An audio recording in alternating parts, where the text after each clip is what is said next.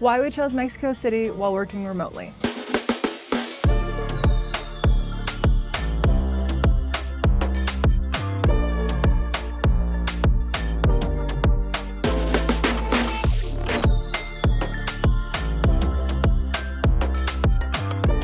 So we're looking for what might be a home base as we travel. So we want a place where it's pretty easy for Americans to go on a tourist visa, somewhere, I would say definitely with warm weather. Like Iceland's a place we want to visit, but we're not looking at it as a place we're gonna live or come back to a bunch of times. So Mexico City fit that, and that's why we chose that, and we'll tell you the reasoning behind that. So we both work remotely, which I know is a unique situation. We don't have any kids. So living abroad is something that we've talked about quite a bit, dreamed about, and now we're starting that exploratory phase of finding places that we love and that are affordable. So we do a lot of research, and of course we look on YouTube, and Mexico City looked really cool on YouTube, right? Yeah. Yeah, it looked like a beautiful city. We were really attracted to all the green areas. Like you see, we're in a park right now.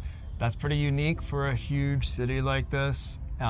We heard a lot of things about it's walkable and stuff like that. But yeah, the visuals looked awesome and people had great things to say about this city. Yeah, we saw that there was a big digital nomad or remote working community here, which is obviously something that we're into because we're part of that community. And so finding like-minded people or people that are living a similar lifestyle was really something important to us. Yeah, we wouldn't be pioneers here, which nothing wrong with that, that's awesome. But here it's probably easier, it's already happening. Another reason we chose here is the weather. So right now it's the beginning of March, we've been here in February. Beautiful weather, like 70, 80 degrees at night. It gets down to like 50 something, but it's hardly rained. Right, if it rains, it's been like in the afternoon for maybe an hour. It's been those really short rain bouts. And it's been, yeah, the weather, it's been sunny most days and just no humidity. Oh yeah, we're from Florida, so we're used to a lot of beautiful weather, but a lot of humidity and thunderstorms. I think it gets like that maybe here July and August, but this time of year, it's been awesome. Yeah, it's been wonderful. It does not feel like winter or early spring at all. So one of the big reasons that we were interested in Mexico City was that because we are from Florida, the time zone here, it's central time zone, so it's only an hour behind. It's not a huge change. Whereas when we go to Europe, it usually takes a couple of days to adjust. And then if you're working, we work in the US or for US companies, so we're on their timeline. And that makes it kind of tricky if there's a huge time difference. So Mexico City being in a central time zone has been wonderful for us. If anything, I mean, I don't have to get up as early. It's easy. I mean, we figured it out, whether we're 7 hours ahead or whatever. But yeah, we're in central USA time zone, so it's not even an adjustment really. We really like Mexico City because each neighborhood is walkable, at least the neighborhoods we've been in, and we've explored, what, like 5 neighborhoods by now? At least, yeah. Yeah.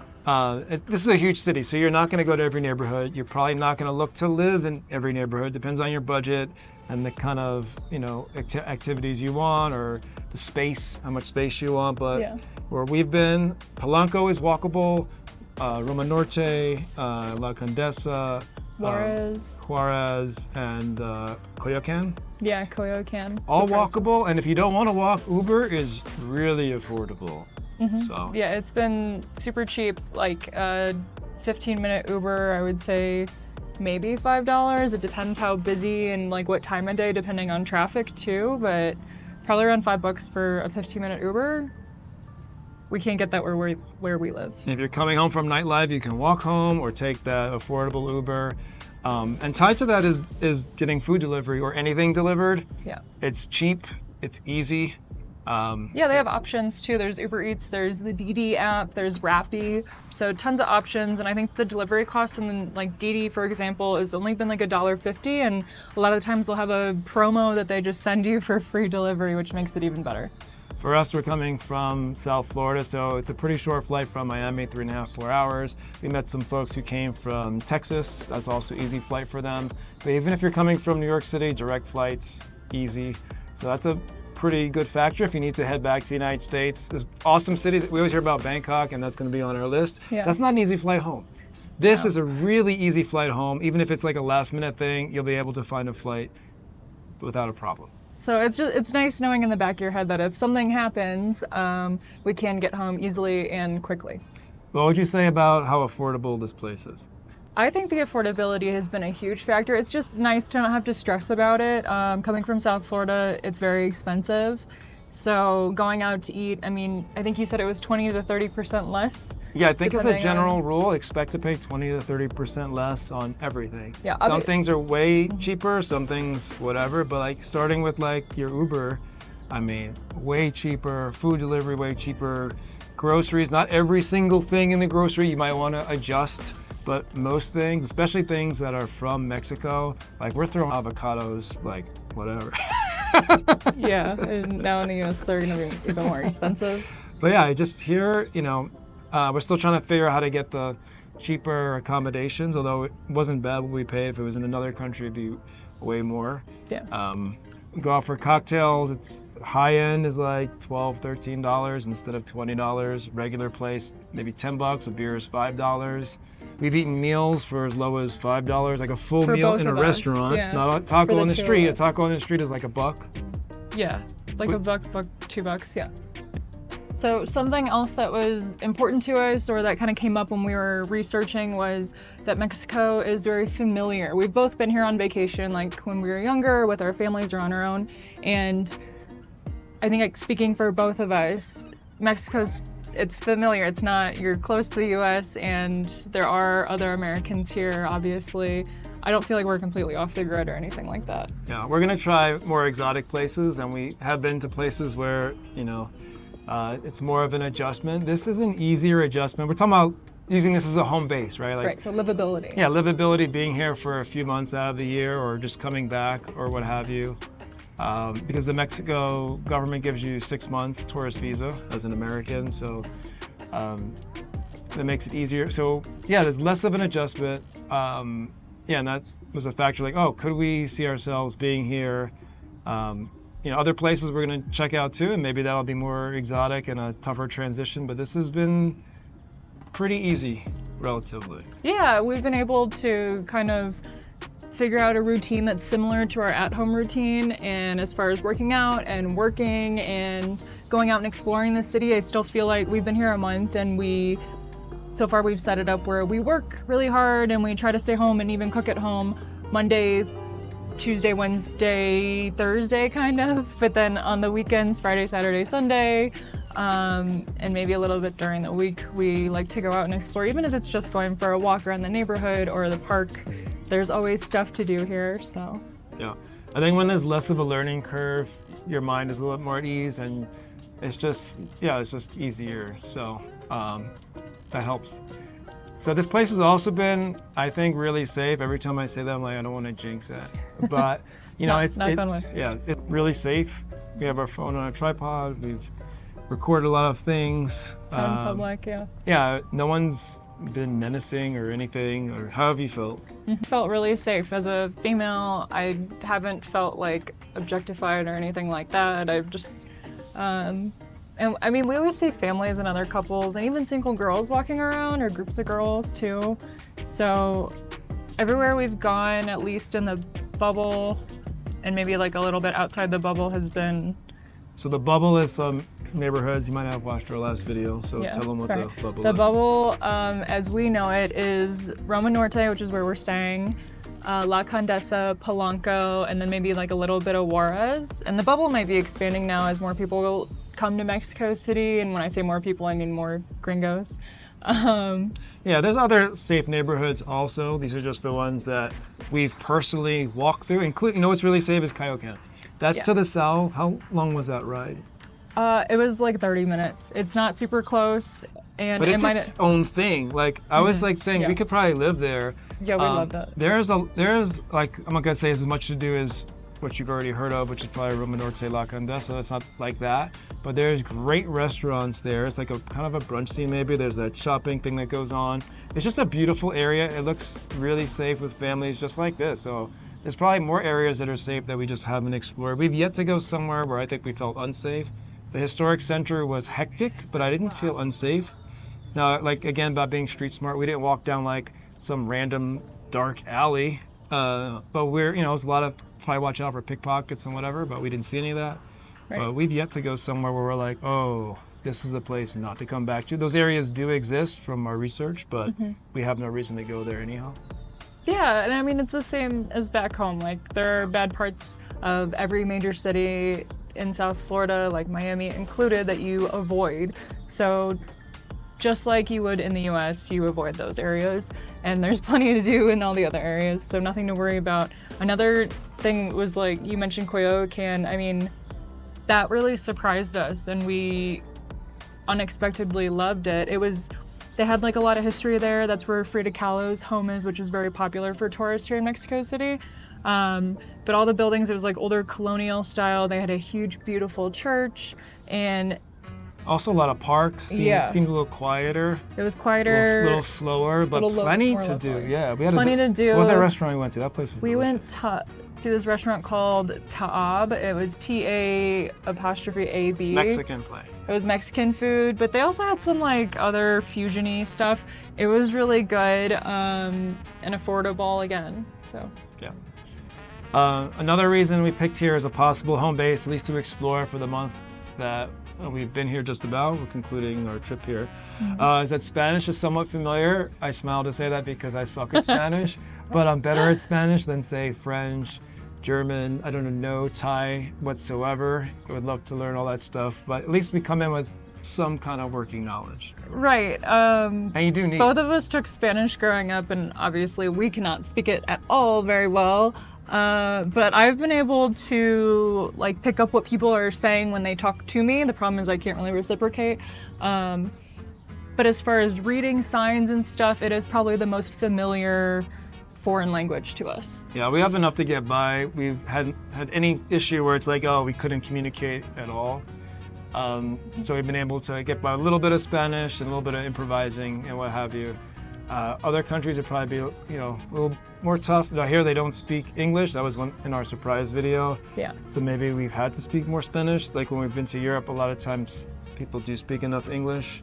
Yeah, so, definitely. That's kind of a trade-off. But yeah, we are at least somewhat familiar with the language. And the last thing I think we'll talk about is there enough to do here? Yeah. There's so much to do here. We've been here a month and I feel like we've barely scratched the surface. I mean, we've done a good amount and we've gone out quite a bit. Can we talk restaurants? Okay. Yeah. So when we go places, like we went to Italy, it was awesome, but like I like lots of different types of food. I'm like, all right, this Italian food is the best in the world. It's amazing, but I need like some other kind of food. Scott gets tired of eating We were in the some same like thing. smaller towns, so you couldn't get that. Here, this is a major city. It lives up to the hype. We chose this place because it's supposed to be a good restaurant city. Blew away all expectations. I'm from New York City, born and raised, and I don't know, there might be a competition with that. And it's more affordable here. We've had awesome food from like every type of country that you wouldn't expect. Every price point. So if you want to spend and have like a fancy night out, you can get that. There's Michelin star restaurants. If you want a simple meal that's like delicious and affordable, you'll get that. Yeah, I mean, today we had Israeli food, we have had Italian food, Indian food, Mexican food, obviously. Polish food. Thai food, Japanese food. And it's all been so good, like shockingly so. Yeah, like we're, knock on wood that we don't jinx it, but we've had amazing Argentinian food, Portuguese food. So a lot of people also here for the nightlife. We haven't gone to like big clubs, but we have gone to cocktail lounges and bars, and those have been pretty sweet. Yeah, some of them, I mean, you do have to remember a lot of like the restaurants or bars here are pretty small, so you either need to make a reservation, which is not something we do, so we always walk in and just hope for the best, and if we can't get a seat, then we can't get a seat, then we move on. But since the places are small, you might have to wait, so just keep that in mind. We haven't really had to wait too much, maybe at a couple places. One place, we went to a restaurant, we had to wait, and that helped us find an awesome bar down the corner. Like, all right, we'll just try a cocktail here, and we went back to the restaurant, it was fine. Yeah, and everyone is ready for us. Yeah, all these places have accommodated us, whether it was like a little bit of a wait or not. Right. You like the different vibes of all the different places, you said? Yeah, it's not all the same. So you definitely get a variety here, and it's just refreshing and nice, so you don't get bored. And there's plenty of touristy stuff to do, like if you want to see sights. So we saw the castle in Chapultepec Park. I was waiting for you to say it. Yeah, that's a cool site. We went on the historic center and we saw the Palace of Fine Arts. Oh, here's a tip. Go to the Sears Cafe. So inside Sears across from the Palace Sears. of Fine Arts. I know Sears, right?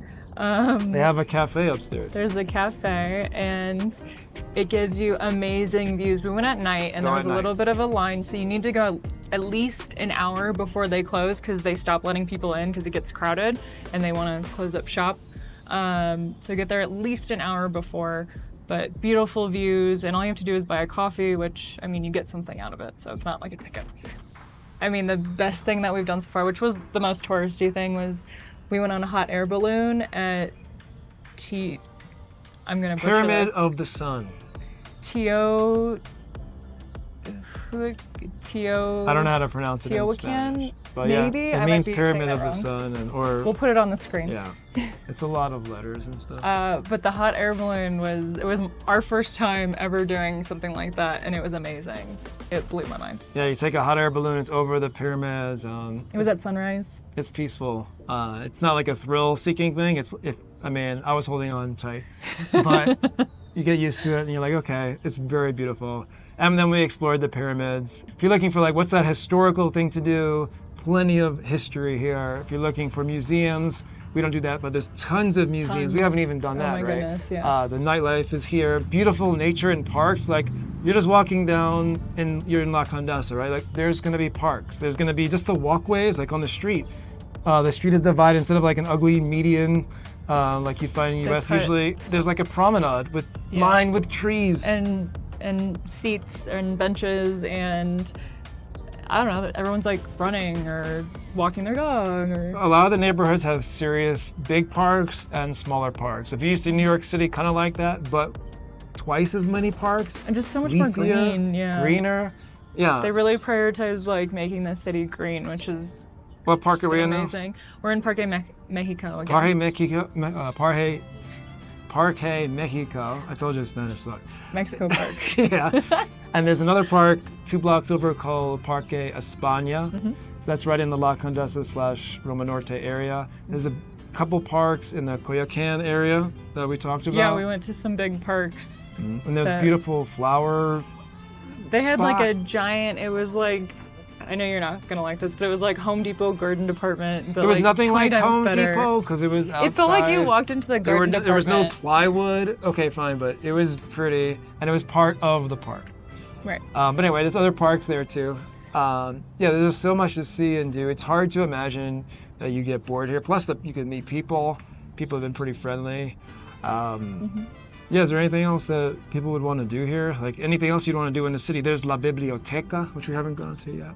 No, there's just so much to do and to see. So Yeah. it's a really fun city, fun, affordable, Vibrant. pretty clean for a big city. Yeah. It's been safe. So I mean, this is an awesome place. I would say definitely want to come back. Oh yeah, 100%. Now, would this be a home base for people working remotely like ourselves, who are based out of the United States, Canada, kind of thing? If you're from the US, I think yes, absolutely. It's a very easy transition. I don't see why not, or at least why not try it.